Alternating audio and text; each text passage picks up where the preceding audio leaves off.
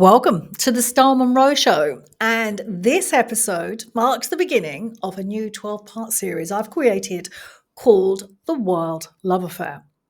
It's a series of intimate conversations on coming home to yourself through embodiment, devotional living, and deeper intimacy.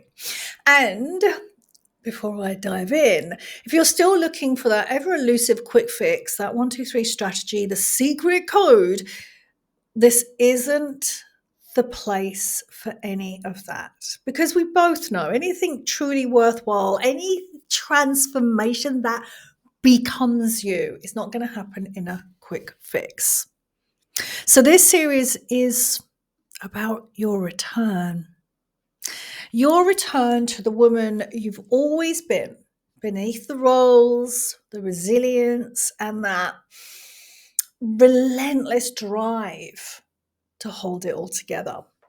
And it coincides with the release of my new book, My Wild Love Affair, a reckoning, a remembering, a return. It traces my journey from self-abandonment to a life of self-devotion, which leads me beautifully into today's topic.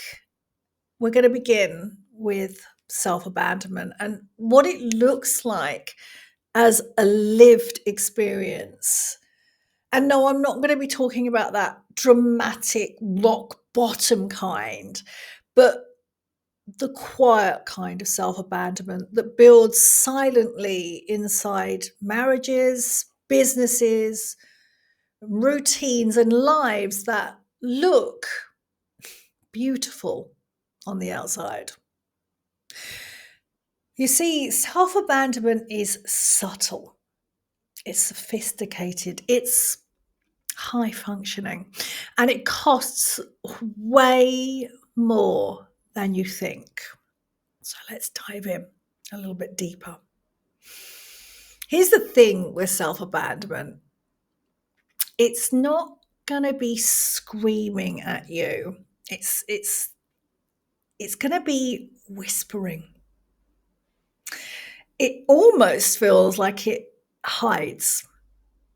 And it hides inside a woman who gets everything done, whose calendar is full, whose smile is polished, whose days are run on time, whose inbox is always under control. You see, this woman who has been embodied in performance for so long, she's actually forgotten how it feels to be with herself without a role to play. And from the outside, it looks like success, but inside, it's a quiet kind of emptiness. Before I go on, let's talk about the word performance. And I'm going to add like little crib notes in here as I do this series. I was performing for the majority of my life, and I did not even know I was performing. The irony when I was in my 30s was I was an actual showgirl. I was a performer. The clues were there. I just didn't see them. And this is what I love about this work, because this work of coming back home to ourselves, we're not going to see the next thing until we're ready to see it. And that way of it coming into our lives is never the way that we think it's going to come in either. So performance means masking ourselves, means being polished, being perfect, putting on a facade to deal with life. And one of the mantras that I've been rolling around in my mind and body more recently is it's safe to be me. It's enough to be me. Just roll that around for a moment. I wonder how you would move through life when you knew in your bones being you without all the masking. I'm going to dive in deeper as well today on this, how that would be for you. So take a moment with that. So if I'm coming back to what I was talking about, self-abandonment, how you can start to see it. This woman, she's going to laugh at dinner, but part of her is missing even from herself. She buys the supplements, attends the Lux retreat, does the morning routine. But you see, none of it is landing. It all just feels like she's checking off something else off her endless to-do list. She dresses herself in the version that the world wants, and she leaves the rest of her behind. She knows how to look the part, but she hasn't felt truly met for who she is in years. Her relationships, they're functional. They share responsibilities, they parent, they manage the home. But intimacy, it's become an afterthought. And again, there's no big rupture, there's no massive drama here, but there is an absence. She's probably lying next to someone she loves, but she still feels so alone. And she's tired of managing the emotional climate, tired of minimizing, softening, adjusting, tired of holding back so she's not too much, too emotional, or too honest. And beneath all this grace, oh, you're going to, $100, I'm going to bet you, there is a quiet resentment. That was a low blow on that bet there. Probably would be better off $100,000 bet there. There is always going to be a quiet resentment behind this performance of holding herself together. Because what no one sees as she's doing this is the way she disappears just to keep the peace. But her body tells her truths. A jaw. Take a moment with your jaw as you're listening to me. Open your mouth wide, do a big yawn, make some sounds. A jaw that never relaxes. Shoulders that sit too high. Breath that stops in the top of your chest.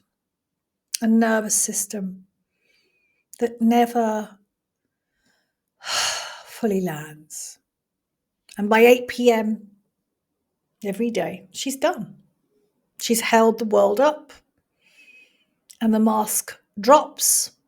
The fatigue hits.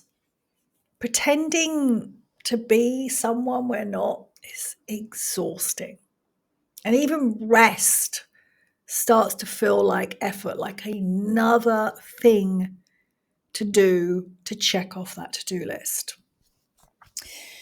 Now, this way of moving through life, of curating and building a life that looks splendid on the outside, but losing yourself on the inside of it, it didn't just happen overnight. And it didn't just start in adulthood somewhere. This actually began in the rooms where you learned how to first get love. And for many of us, love wasn't unconditional. It was transactional. Be good. Be helpful. Be easy. Stop making a fuss. Don't ask for too much. Perform well. Look the part. Be a good girl. Smile. Yeah. Take a moment with this. I certainly remember it from my childhood. Be a good girl. Be quiet. Be quiet. I literally just had a memory come up in my mind. Be a good girl. Be quiet. Daddy will be home in a minute. Oh, I feel like I'm unearthing something here as I'm talking to you. You see, we learned to earn our belonging. And you probably already know this, but human beings, it's part of our nature to want to belong. And of course, we all want love. Yet we've learned these funky ways to find love. So we've learned to earn our belonging and to secure love by becoming easy to hold, palatable, predictable. And we survived through perfectionism. I don't know if there's any perfectionists in the house. I'm going to raise my hand. Productivity, raising my hand again. And we want to write this one down. And the quiet self-containment that kept us from needing too much. Take a moment with that. The quiet self-containment that kept us from needing too much. The level of energy and focus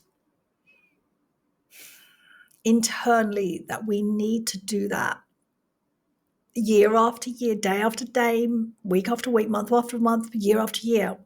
So exhausting. But I'm going to add another nuance to this. And if you're an eldest daughter,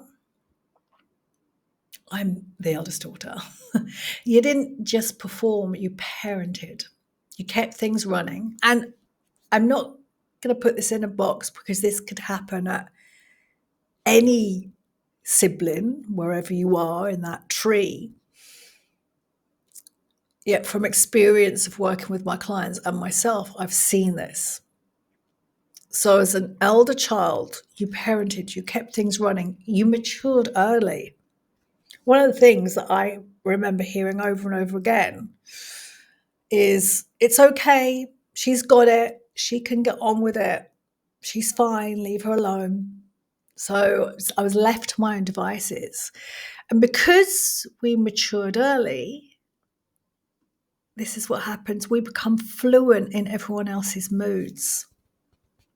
And this isn't something you chose or I chose. It was the role the family system handed you before you could even question it. Like, is this for me?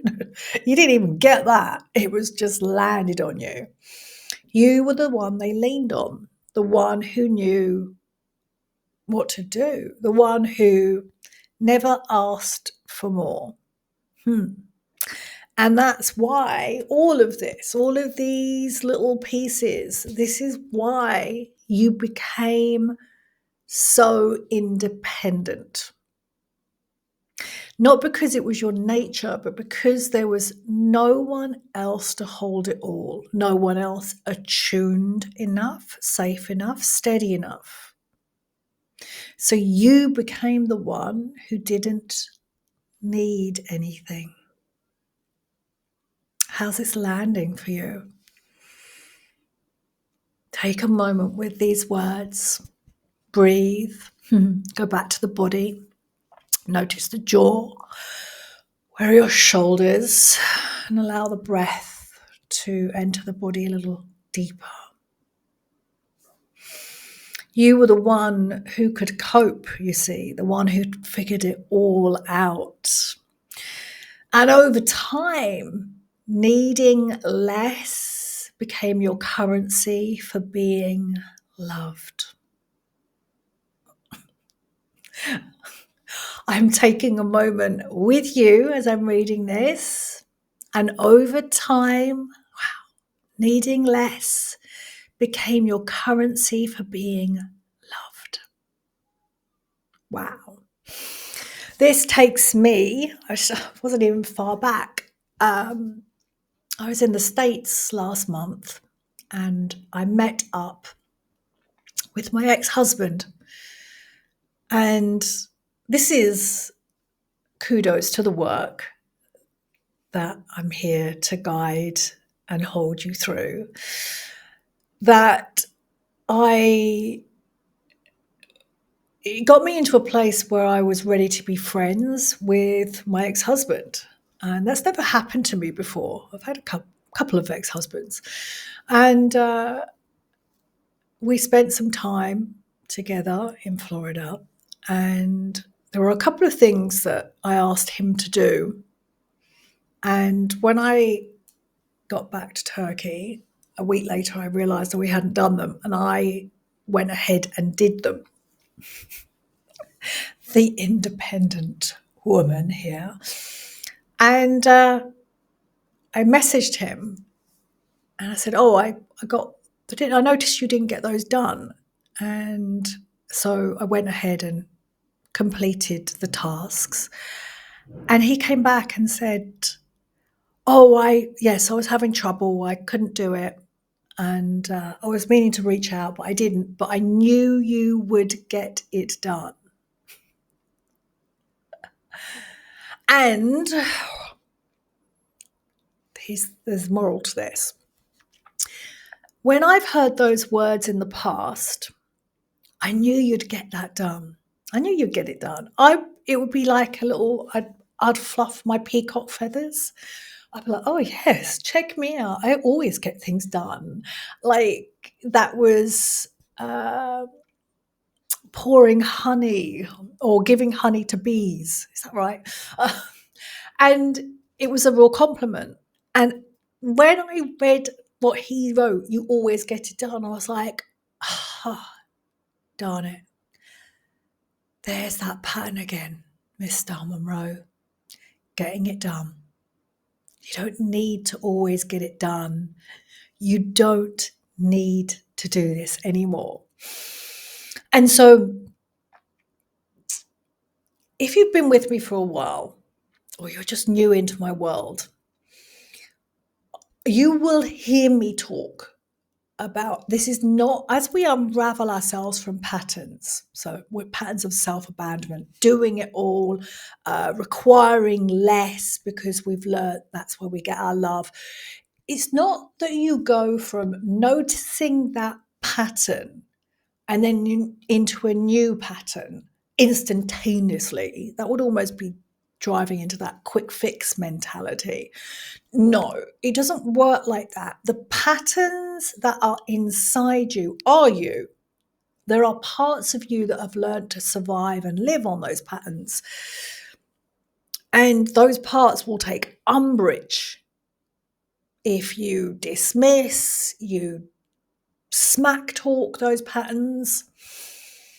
So what we have to do is become keen observers. And actually, as we dive deeper into this 12-part series, I'm going to dive deeper into observation, the recognition, I call it, because that is it needs to be part of your life. And recognition, observation without judgment, without you having a go at yourself. Because when you have a go at yourself, when you notice a pattern, so let's use my example with my ex-husband. I don't know whether that was a Freudian slip there. Him saying in the message, you always get it done. And me going, normally I would go, yeah, that's a compliment. But I was like, no, that's a pattern. Oh yeah, I don't need to get it all done to get my love from this. Like my ex-husband, he still loves me. It's like there's love, there's connection. It doesn't always have to be in an intimate relationship. But I don't have to get it done to get his love. Transactional. So I didn't notice that pattern and then go, oh my God, Star, God, you're useless. Oh, you always see this work doesn't work. No. The work becomes a lifestyle. That's what I'm here to guide you into. The work is your lifestyle. You become the observer, you become observant, and you release judgment, you practice the art of compassion and grace, and slowly over time, you can start to see these patterns. And then when you see them without judgment, you can start to bind yourself from them and choose another pattern. And no, it's not going to go away, and you're never going to not have that pattern that you started with. It's always going to be there. Your job is to become allies with that pattern as you learn a new pattern. As we go into this series, I'm going to be talking more and more about this. I don't know whether I want to go off a sidetrack, but this is what gets I get really annoyed when people go, oh, you just have to do this, and you can just do this subconscious reprogramming, and you just have to manifest this. No, it's a lifestyle. You have to want to become more observant. You have to want to be connected to you to do this work. Don't want to be connected to you? It's not going to happen. Okay, let's get back on track. So I left, as I went into my story, I was talking about over time, needing less became your currency for being loved. And over time, that became your identity. Oh, I want to stop here. This is really important. This is one of the tenets of my work. We work on unraveling who you think you are.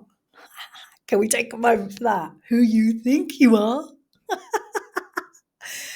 to be with who you really are. We work on how you live, devotional living, and how you relate. So over time, that becomes your identity. The good news is that who you really are is always there. But let's go back to the identity of the performer, the people pleaser, the one who's got the masks on, and see if you resonate with this. You scan the room before you scan your body.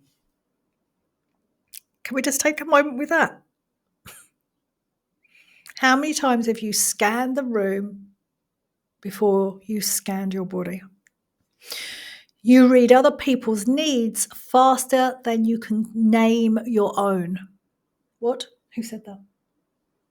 Who said that? Well, I said that. You say yes before checking in with your body. That's one I will continuously be working on until the day I pop my clogs. You say yes before checking in with your gut. You don't wait for connection, you manage it. You didn't create these patterns because you're faulty. No. You created them to survive. And again, I'm talking to the women are building lives that look beautiful on the outside. When you build lives from survival, it's going to seep through the cracks of your foundations of your life. How do I know this? Because I've lived it. I've lived it, and I'm living it. You see, survival will dull you.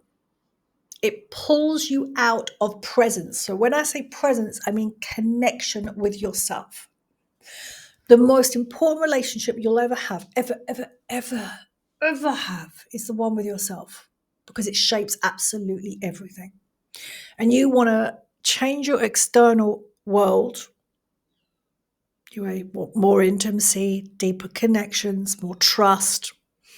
You don't want the hustle. You don't want to burn yourself to the ground over and over again. You don't want to have to keep pleasing everyone or being a perfectionist. It starts inside. So survival, it dulls you. It pulls you. It drags you out of the connection you have with your body. And it keeps you performing instead of feeling. And if you've lived this way long enough, you'll start to forget what it's like to just be with yourself without managing, without editing, without earning your place in the room. Gosh, that brings a tear to my eye.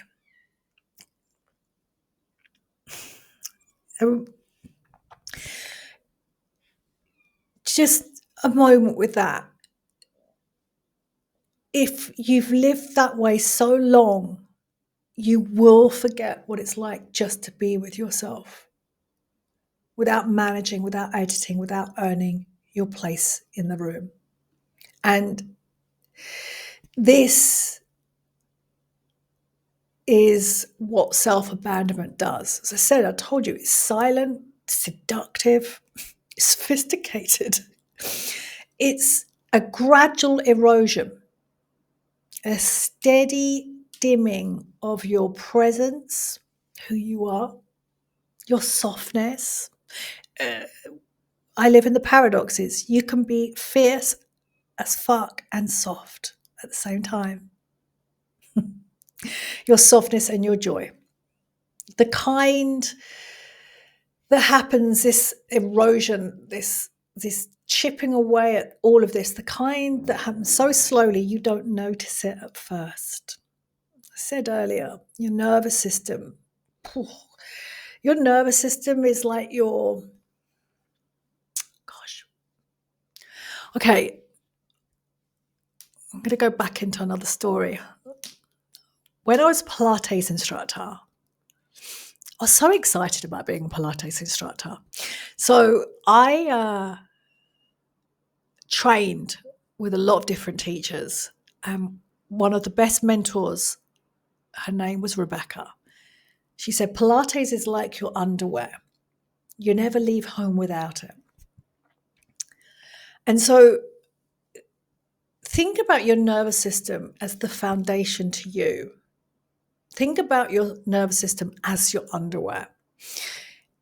And your nervous system is the foundation of you. And so if you've built a life on survival, and here's the thing as well, that you can be highly, highly successful and still be living in survival mode. Again, I've talked to it as I've been going through this episode.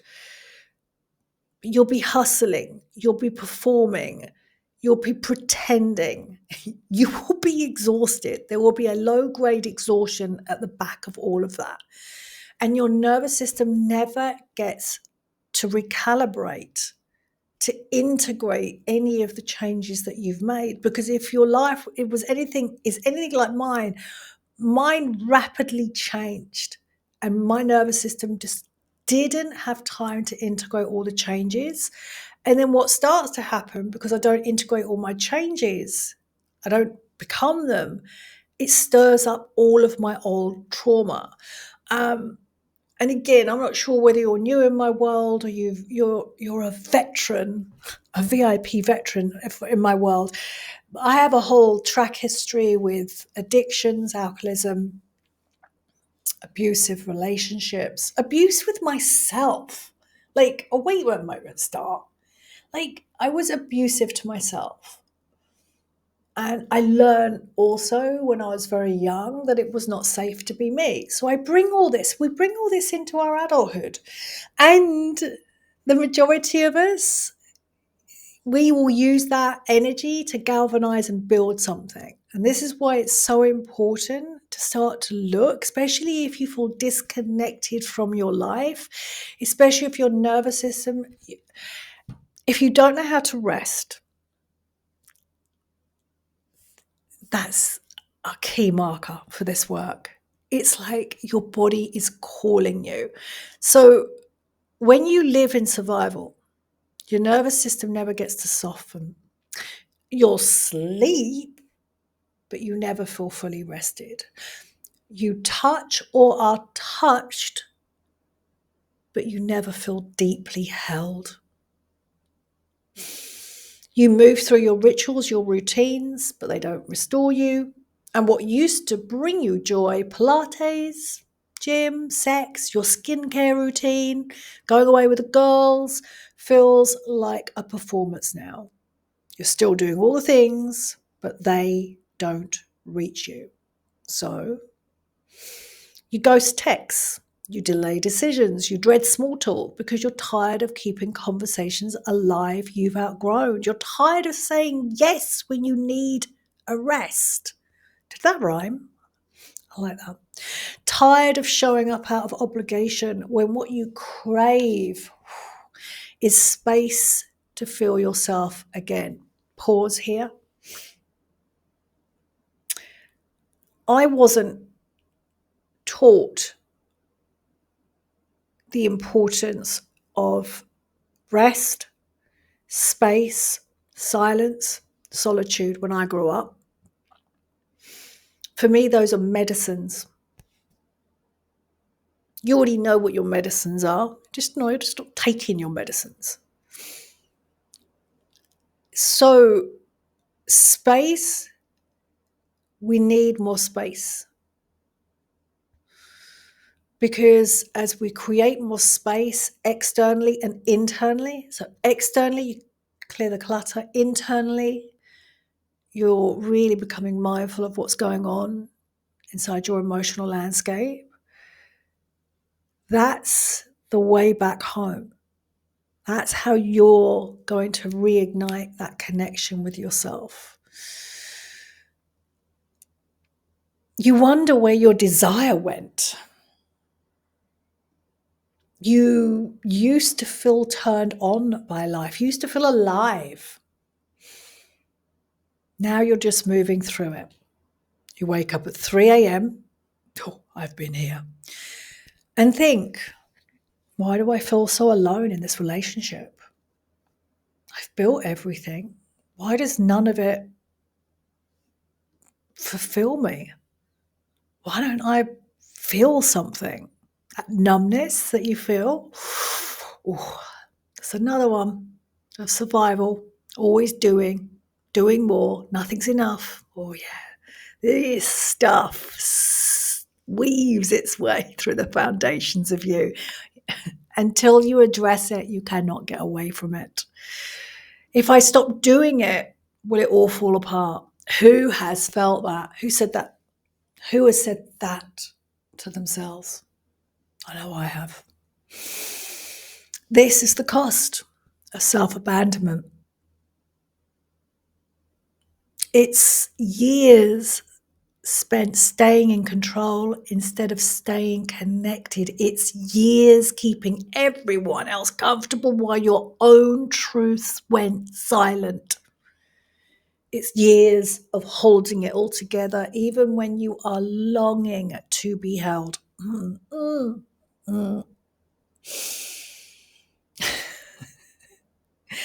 I've taken a moment here. Gosh.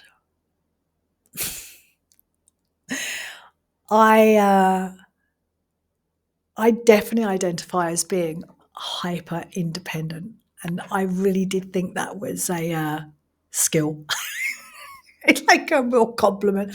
You're so independent, you get everything done.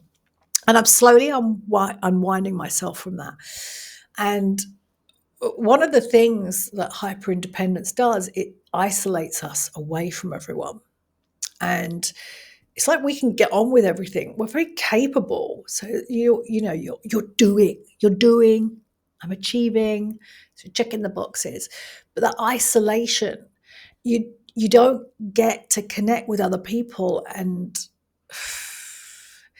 that's where we grow, where we can have other people into our world, especially people that we struggle to connect with. And I talk from experience of my adult son coming back into my life this year. And he didn't talk to me for a couple of years. And I was in the position to invite him back into my world. And every single day, I am gently challenged to look at who I am, look at my independence, look at the way I connect. And I was talking about this because I said it's years holding it all together, even when you're longing to be held. And the fact that I am willing to co-create a different relationship with my son. I lead, I'm the adult, I'm the eldest one. It's not him. I lead. I take the role. I fess up for everything I've done in the past. I take responsibility. And this connection that is building between my son and I feel held. I feel held. And it's not because my son holds me, it's because I'm willing to connect. I'm willing to hold myself with respect and reverence for all the mistakes I've done and do things differently now. So this hyper independence, yes, it gets you so far. It gets you so far. There will be more. So this is not the end of the story. This is the beginning of your sweet, magnificent, reverent return to your body, to the breath, to the woman you've always been before you've been brainwashed, trained to perform, produce, and please. This series will walk you through the arc I lived. And so my methodology is a spiral, and it always starts at rupture. And so in the next episode, I'm going to be talking about the rupture. The rupture is like, I'm done. I cannot keep doing this anymore, because until we get to our done moment, we're not going to change. Then it's recognition. I was talking about that today, recognition, observing. But it's unpacking that and what it actually means to recognize and observe in day-to-day life. The rewrite, this is where you've got the pen. Was it last year, the year before? I did a whole year's program called Main Character Energy. You're the main character of your life. You get to rewrite. You get to rewrite it how you want to rewrite it. Then in the rewrite, because you actually got to go and do things differently, there's this realignment. And then there's the reclamation, which leads to you living inside your very own wild love affair with life. And the wild love affair happens when you stop living the life you were taught to want, and start telling the truth about the one you actually crave. You already know. You already know. You already know. All the answers are in here. When you stop disconnecting and being distracted, the answers are here. So if this episode, if my teachings, my wisdom, the way I look at life, if it stirred something up in you, stay with it. And be curiously compassionate with the part of you that wants to fix it, wants to find a route forward, wants to move on. There's a part in all of us like that. And acknowledge that. I hear you. There's a request, there's an invitation. Just don't abandon this stirring inside you. And you can begin this journey with my book, My Wild Love Affair. You can join the waitlist for my intimate group program, the School of Devotional Living. We are starting that in September. And if you are ready to be deeply met in real time, in your real life, apply for private mentorship. This is your return. Welcome home in devotion.